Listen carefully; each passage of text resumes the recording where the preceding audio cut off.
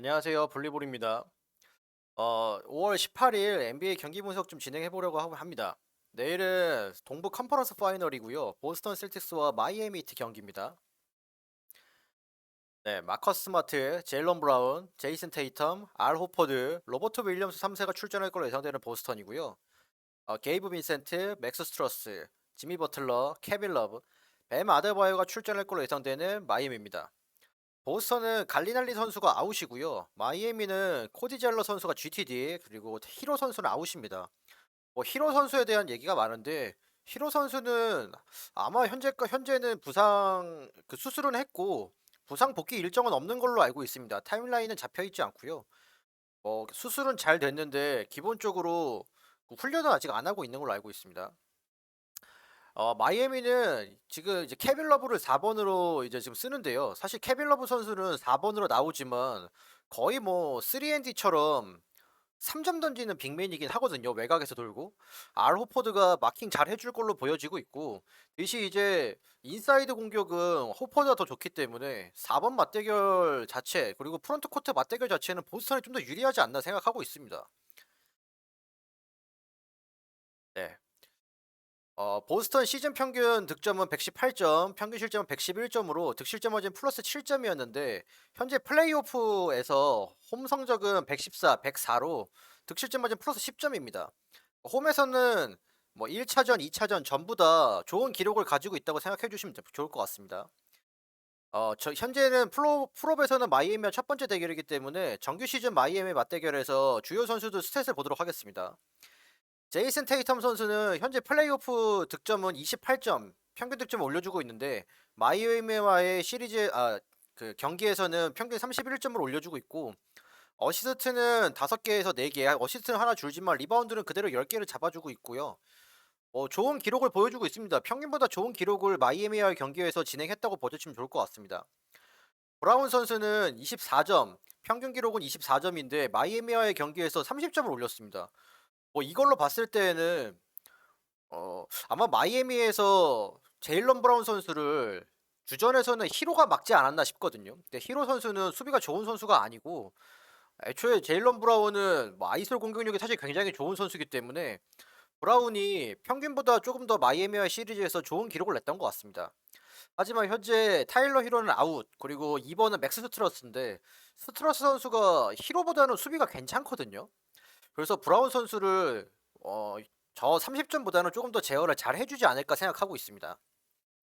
어시스트는 3개에서 4개, 리바운드는 8개. 그러니까 테이텀과 브라운 전부 다 마이애미와의 경기에서는 리바운드가 많습니다. 근데 뭐 마이애미 자체가 기본적으로 뭐 프론트 코트 높이가 굉장히 높은 팀은 아닙니다. 아데바요도 센터를 보고 있긴 하지만 뭐 굉장히 큰 센터는 사실은 아니기 때문에 네, 리바운드를 잘 잡고 있기 때문에 보스턴이 좀 유리하게 경기를 풀어갈 수 있지 않을까라고 생각을 좀 하고 있습니다. 아무튼 마이애미와의 맞대결에서 보스턴의 주요 선수들은 좋은 기록을 냈다라고 봐주시면 좋을 것 같습니다. 보스턴 현재 풀업에서 오펜시브 레이팅은 전체 2위, 네, 디펜시브 레이팅은 전체 5위고요. 1위는 덴버죠. 네, 덴버 진짜 엄청나거든요. 아무튼 플레이오프 3점슛 성공률 39% 전체 1위, 네, 필드골 성공률은 48% 전체 3위. 뭐 슈팅 관련해서는 뭐 보스턴이 엄청나다고 생각해 주시면 좋을 것 같습니다. 플레이오프 어시스트 25개, 턴오버는 12개. 어시 턴오버 비중이 2대1 이상이기 때문에 사실은 굉장히 좋은 경기를 하고 있다고 생각해 주시면 좋을 것 같고요. 페이스는 99에서 97인데 뭐 거의 비슷하게 뭐 페이스는 가져가고 있습니다. 마이애미 시즌 평균 득점은 109점, 평균 실점은 110점으로 정규 시즌 때는 득실점 마진이 마이너스 1이었는데 뭐 풀업 원정 기록도 마찬가지로 마이너스 1입니다. 하지만 득점 볼륨이 사실은 많이 올라갔죠. 그러니까 마이애미 경기가 지금 정규 시즌이랑 현재 풀업이 가장 많이 달라진 점은 득점력이긴 합니다. 물론 실점도 많이 되긴 했지만 득점력이 한번 터질 때 시원하게 좀 터지는 부분들이 있기 때문에 마이애미가 좀 정규 시즌보다 풀업에서 공격력이 좀 더 좋아졌다라고 말씀드릴 수 있을 것 같습니다. 보스턴과의 맞대결 주요 선수 스탯 보도록 하겠습니다. 지미 버틀러는 현재 플레이오프 평균 득점은 31점. 근데 이제 보스턴과의 맞대결에서는 평균 21점을 올렸고요. 어시스트는 5개에서 4개로 하나 줄었고 리바운드는 반대로 늘어났습니다. 11개로. 네, 뱀 아데바요 선수는 평균 기록은 18점. 대신 보스턴과의 맞대결에서는 항상 뭐 25점 정도 좋은 기록을 냈습니다. 현재 아데바요가 플레이오프 득점이 18점으로 좀 낮긴 한데 정규 시즌 득점은 20점 이상일 겁니다. 그래도 뭐 보스턴과의 맞대결에서 좀 더 좋은 득점을 많이 했죠. 네, 어시스트 3개 똑같고 리바운드 9개 똑같았습니다. 플레이오프 오펜시브 레이팅 전체 5위, 네, 디펜시브 레이팅 전체 6위. 플레이오프 3점슛 성공률은 37%, 40%까지 올라갔었는데 뉴욕과의 맞대결에서 사실 많이 떨어졌죠. 네, 필드골 성공률 47%, 전체 6위 기록이고요. 플레이오프 어시스트 24.8개, 턴오버 12.4개. 여기도 마찬가지로 2대1의 비율입니다. 양 팀 다 굉장히 조금 턴오버 없이 좋은 효율의 경기를 보여준다고 생각해 주시면 좋을 것 같습니다. 대신 반대로 턴오버 관리가 사실은 굉장히 잘 되는 팀이기 때문에 턴오버가 평균보다 좀 많이 나오면 굉장히 좀 빡빡한 경기를 가져간다라고 생각해 주시면 좋고요. 네, 정규 페이스는 96, 정규 그리고 플레이오프 페이스는 97. 지금 보스턴과 비슷비슷합니다. 보스턴 홈 성적은 32승 9패, 마이애미 원정 성적은 17승 24패. 올 시즌 정규 시즌 맞대결 성적은 2승 2패 우세고요. 각각 본인들 홈에서는 전부 다 승리를 했습니다. 네, 보스턴이 첫 번째 경기는 플러스 7점 승, 그리고 총점은 215점.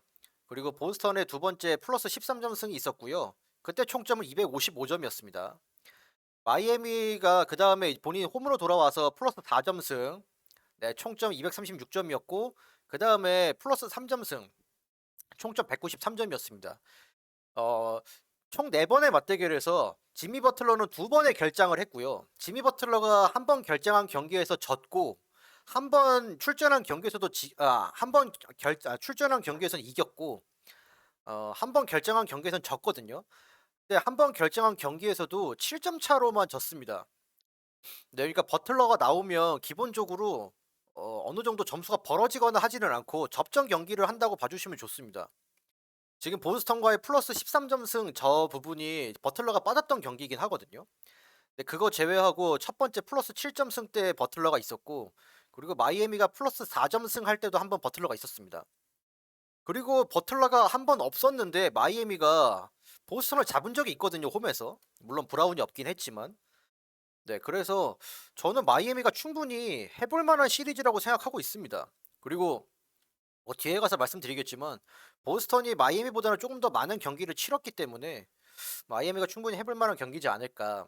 하지만 뭐 현재 홈에서 보스턴이 좋은 부분들도 있고 1차전이기 때문에 저는 보스턴 승, 그리고 보스턴 셀틱스 쪽으로 마이너스 7.5의 핸디가 있는데 저는 이거 마이애미의 프렘 보도록 하겠습니다.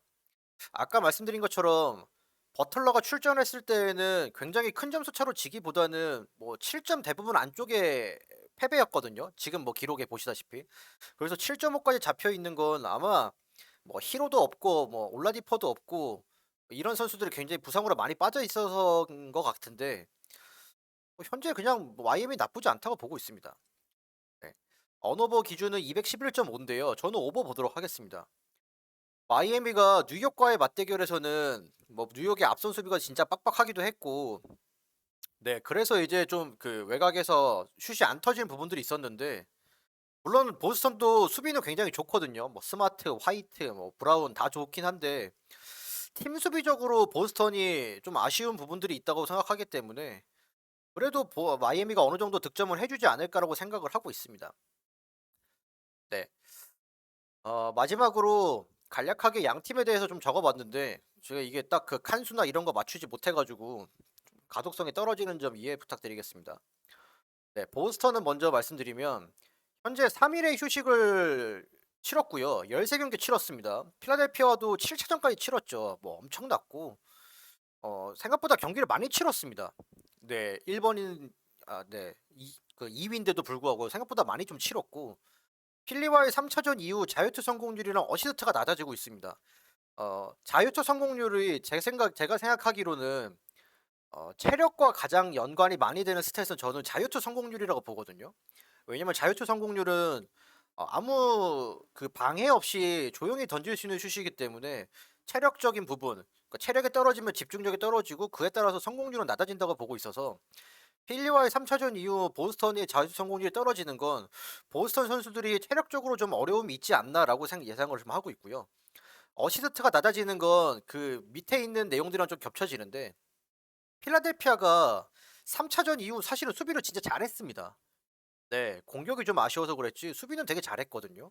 그래서 어느 정도 마이애미한테 보스턴의 해법을 좀 보여주지 않았나 생각을 하고 있습니다. 리바운드, 스틸, 블락 같은 수비 스탯은 현재 그래도 보스턴이 유지하고 있습니다. 네, 공격 스탯은 자유투 성공률 어시는 좀 낮지만 그래도 수비 스탯은 유지하고 있습니다. 3점슛 시도 개수는 줄어들고 필드골 개수는 늘어났습니다. 근데 이거는 필라델피아가 어느 정도 외곽 수비를 잘했기 때문이라고 생각이 되고 이 부분 때문에 어시스트 개수가 좀 낮아진 거라고 생각을 하는데 마이애미가 그대로 진행을 할 수 있을지 네, 좀 이제 생각이 좀 확실하게 들지가 않네요. 1 차전을 봐야 될 것 같습니다. 테이텀 40 분을 제외하면 요타입니다. 제호 화면이라 적혀 있네요. 테이텀 40 분을 제외하면 나머지는 출전 시간 관리가 사실은 잘 되고 있습니다. 브라운 선수도 37 분밖에 안 뛰고 있거든요, 플레이오프에서. 네. 그리고 7-8일 로테이션 운영 중 출전 시간 관리가 두루두루 잘 되고 있고요. 선수들의 개개인 수비가 좋은 반면 팀 수비는 좀 아쉽습니다. 그리고 보스턴은 상대 팀에 따라 그 바뀌는 전술, 로테이션 변화 이런 부분들은 사실은 좀 아쉽습니다. 마졸라 감독이 아무래도 초보 감독이다 보니까 이런 부분들은 좀 조정하기가 어려워 보입니다. 필라델피아와의 마지막 경기도 로버트 윌리엄슨 3세를 주전으로 올리는 판단을 하지 않았으면 뭐 진짜 어려울 수 있지 않았나 생각이 됩니다. 네, 경기가 풀리지 않아도 테이텀, 브라운 등 스마트도 요새 좋거든요. 스마트도 아이솔레이션이 어느 정도 잘 되더라고요. 테이텀, 브라운, 뭐 스마트 등 아이솔레이션을 통해서 득점을 올려준 선수가 조금 더 많고요. 마이애미에 비해서 상대적으로 많다고 생각해 주시면 좋을 것 같습니다. 브룩던도 있고 뭐 화이트도 있네요. 그리고 그 아래에 뭐 화이트, 브룩던, 스마트, 테이텀, 브라운 등 핸들러가 많습니다. 그러니까 뭐냐면 저 선수들 중에서 누가 컨디션이 좋건 아니면 이제 파울 트러블로 나가건 해도 대신 해줄 수 있는 선수가 많다는 의미입니다. 대신 이제 반대로 마이애미는 핸들러가 굉장히 적죠. 지금 뭐 핸들링을 해줄 수 있는 메인 핸들러 타일러 히로 아웃이죠. 뭐 올라디포가 핸들러는 아니지만 그래도 벤치에서 어느 정도 서브 핸들러를 해줄 수 있는데 그 선수도 아웃이죠. 아, 좀 아쉬운 부분이 많습니다. 네. 아무튼 마이애미 말씀드리겠습니다. 마이애미는 보스턴보다는 긴 5일의 휴식을 가졌고요. 11경기 치렀습니다. 2경기를 덜 치렀죠. 뉴욕과의 시리즈에서 3점슛 성공률이 떨어졌는데 이거는 앞선 페이지에서 말씀드렸다시피 그 외곽 수비가 좋았기 때문이라고 생각합니다. 뭐 그라임스, 브런슨 이런 선수들이 필드골 시도 개수는 동일하지만 성공률은 좀 떨어져 있거든요. 그리고 버틀러가 39분을 뛰고 있는데 버틀러 39분을 제외하면 출전 시간 관리는 어느 정도 잘 됐다고 생각하고 있습니다. 그리고 게이브 빈센트, 덩컨 로빈슨, 카일 라우리, 뭐 케일런 마틴 등 롤플레이어들의 기복이 좀 중요한데 사실 미러키와의 대결에서 버틀러가 엄청난 슈퍼 활약을 하긴 했지만 게이브 빈센트의 스텝업이 저는 되게 중요했다고 봤거든요. 근데 게이브 빈센트가 뉴욕과의 맞대결에서는 굉장히 부진? 아무튼 좀 부진했습니다. 네, 뭐 정확하게 이게 뭐 무조건은 아니겠지만 어느 정도 좀 터프한 수비가 붙다 보니까 빈센트 선수가 좀 부진했고 이 부분이 보스턴과의 맞대결에서는 좀 어떻게 나타날지 기대가 됩니다. 게이브 빈센트가 미러키와의 시리즈처럼 어느 정도 활약을 해준다면 마이애미가 훨씬 더 좀 수월하게 경기를 할 수 있지 않을까 생각하고 있습니다. 네, 마이애미는 8에서 9일 로테이션 운영 중인데 보스턴보다는 조금 더 많은 로테이션 하고 있죠. 휴식 기간이 길었기 때문에 상대팀에 대한 분석이 잘 되었을 거라고 생각하고 있고요. 마이애미의 스폴세라 감독은 애초에 상대팀에 따른 전술 분석 또는 이제 조정을 굉장히 잘해오는 감독입니다. 네, 감독 이 차이에서는 보스턴보다는 마이애미가 한 수 위라고 좀 생각을 하고 있고요. 마이애미는 뭐 보스턴도 마찬가지입니다. 마이애미도 심각한 수비 구멍이라고 생각되는 선수는 솔직히 말해서 없습니다. 네, 게이브 빈센트도 수비를 잘하는 건 아니지만 구멍은 아니고 스트러스도 타일러 히로에 비해서는 수비가 좋은 편이고요. 대신 이제 개인 공격력은 좀 낮죠. 그리고 마이애미는 외곽 수비가 좀 좋은 팀입니다. 보스턴이 3점을 좀 제어할 수 있을 거라고 생각이 되는데 이것도 뭐 뚜껑을 열어봐야 될 것 같습니다. 보스턴에 비해 핸들러가 부족한데 저는 사실은 내일 경기 가장 중요한 건 저 핸들러 부족이라고 생각하거든요.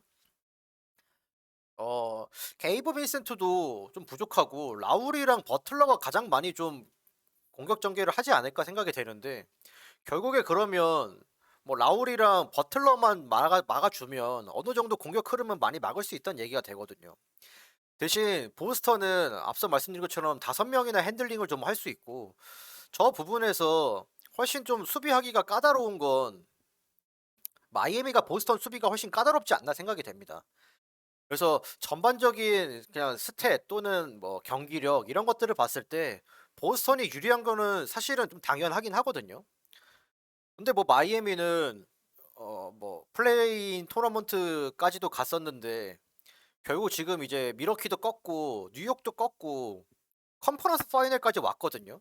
그러니까 그냥 스탯이나 이런 걸로만 보여지지 않는 뭔가가 있다고 생각이 되기 때문에 내일 경기가 보스턴은 이 원사이드하게 뭐 엄청난 좀 뭐 점수 차로 승리하는 경기는 아니지 않을까라고 생각을 하고 있습니다. 네, 그래서 저는 뭐 마이애미 프렌 뭐 언오버는 오버를 보는데 저는 그래서 언오버를 좀 보고 있습니다. 네. 굳이 이제 뭐 풀마인보다는 언오버 추천드리긴 합니다. 점수가 좀 그러니까 원사이드하게 가비지가 나진 않겠지만 두 팀 다 어느 정도는 점수가 좀 나오지 않을까.